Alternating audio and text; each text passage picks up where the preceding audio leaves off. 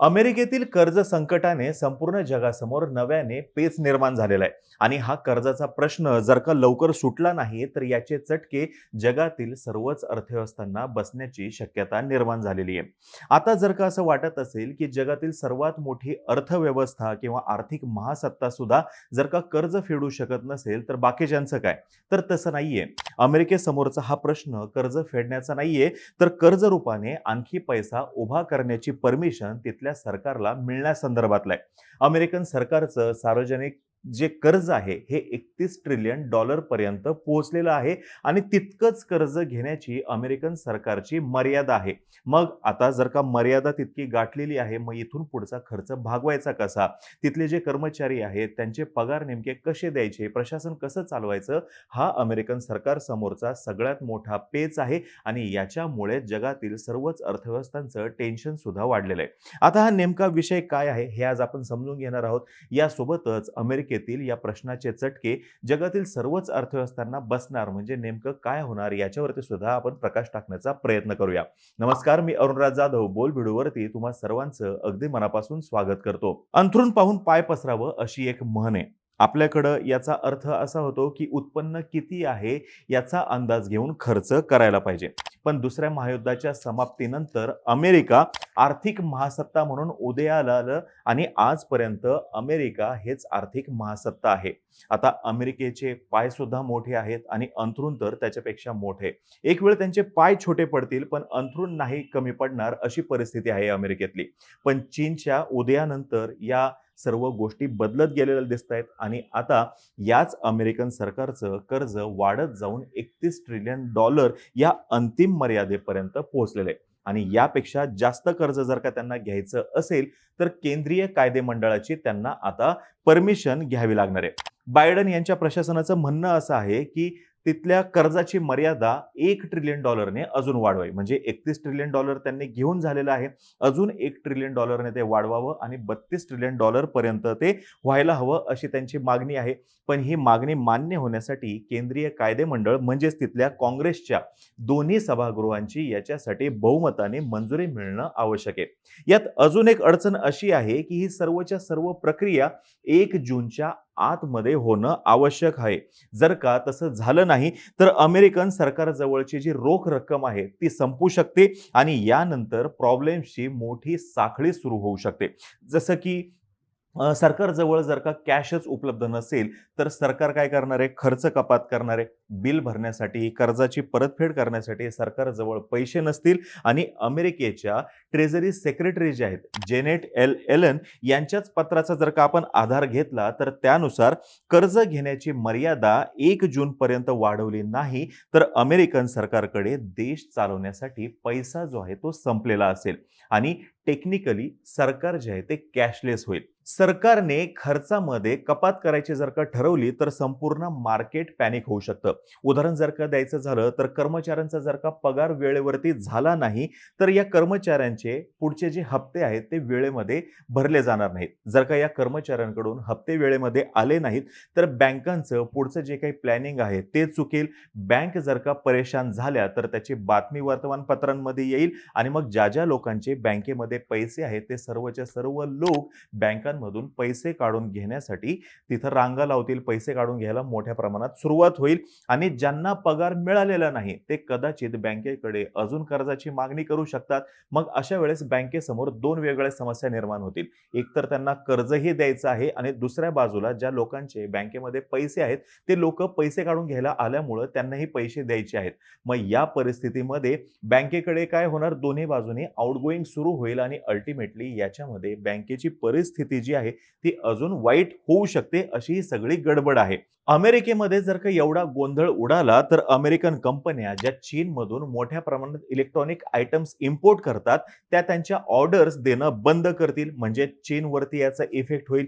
Swiss इन्व्हेस्टर्सला सुद्धा मोठ्या प्रमाणात लॉस होईल ज्यांनी या कंपन्यांमध्ये गुंतवणूक केलेली आहे आणि भारताच्या मार्केटवरती सुद्धा याचा प्रत्यक्ष म्हणा किंवा अप्रत्यक्षरित्या परिणाम हा होणारच. किंवा ज्या ज्या अर्थव्यवस्था या अमेरिकेशी संबंधित आहेत, डिपेंडंट नाही म्हणत आहे मी, डिपेंडंट आहेत त्यांना तर त्यांच्यावरती तर मोठा परिणाम होणारच आहे.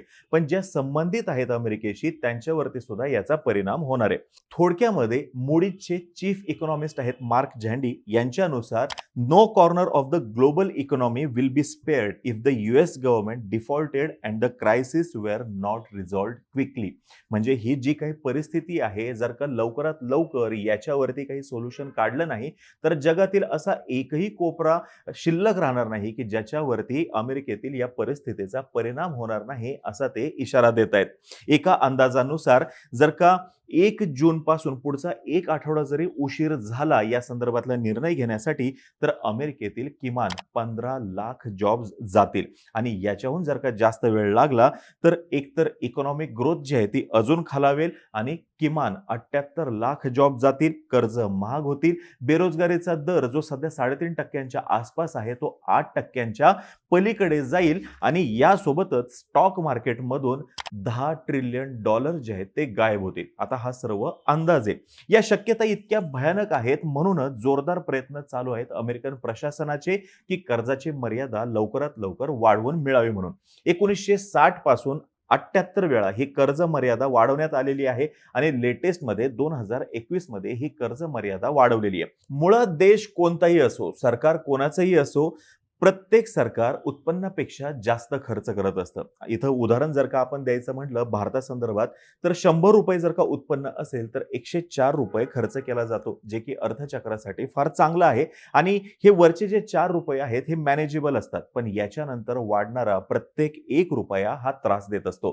जीडीपी सोबत तुलना करता अमेरिकेचं कर्ज हे 100% पुढे गेलेलं आहे. भारतामध्ये हेच प्रमाण 93% आहे आणि जीडीपी सोबत तुलना करता जर का कर्ज 100% पुढे गेलं तर श्रीलंका होतो, हे अगदी ताजं उदाहरण आहे. पण अमेरिकेचा श्रीलंका होणार आहे का? तर तसं होऊ शकणार नाही, कारण की अमेरिका ही खूपच स्ट्रॉंग इकॉनॉमी आहे. अमेरिकेला दिलेलं कर्ज हे अल्ट्रा सेफ ॲसेट या प्रकारामध्ये मोडलं जातं आणि ग्लोबल कॉमर्ससाठीचा हा सगळ्यात मजबूत असा पाया आहे. आता जर का इथे काही गडबड झाली तर या पायाला धक्का देणारी ती गडबड असणार आहे आणि म्हणून युद्ध पातळीवरती हालचाली सुरू आहेत. ही गोष्ट जी आहे ती अजून गंभीर होऊ नये म्हणून अमेरिकेला या क्वार्टरमध्ये $726 अब्ज इतकं कर्ज हवं आहे, जे त्यांनी बजेटमध्ये जे काही नमूद केलं होतं याच्यापेक्षा $450 अब्ज हून अधिक आहे.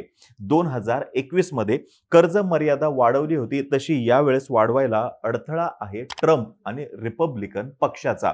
अमेरिकेची बजेट तूट वाढलेली आहे, म्हणजे उत्पन्नापेक्षा त्यांचा खर्च जो आहे तो जास्त झालेला आहे आणि कर्जाचं जीडीपी सोबत जर का आपण तुलना केली तर ते कर्ज 121% झालेलं आहे. याच्यामुळं रिपब्लिकन बायडन यांना खर्चामध्ये कपात करायला सांगतायत. किती कपात करायला हवी? तर 14% कपात करायला हवी.